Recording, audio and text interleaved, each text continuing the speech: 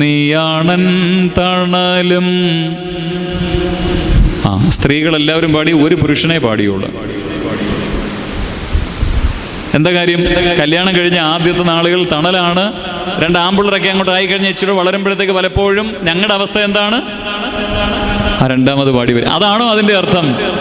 അല്ല, നീയാണ് എൻ്റെ തണലും, അല്ലേ? അത് താങ്ങ് എന്ന് പറഞ്ഞാൽ ഒരുപക്ഷെ നമുക്കറിയാം താങ്ങ് എന്താണ്. ഇന്നത്തെ കുഞ്ഞുങ്ങളുടെ ഭാഷയല്ല ഞാൻ പറഞ്ഞത്.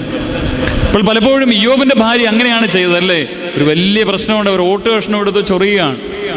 അപ്പോൾ കൂടെ നിന്ന് അത് ചൊറിഞ്ഞു കൊടുത്തില്ലെങ്കിലും പോട്ട് സാരമില്ല മനുഷ്യ, അതങ്ങ് മാറുമെന്ന് പറയുന്നതിന് പകരമായിട്ട് പറയുകയാണ്, എൻ്റെ പൊന്നു മനുഷ്യ, ദൈവത്തെ ഉപേക്ഷിച്ചിട്ട് പോയി ചത്തൂടെ എന്നാണ് ചോദിക്കുന്നത്.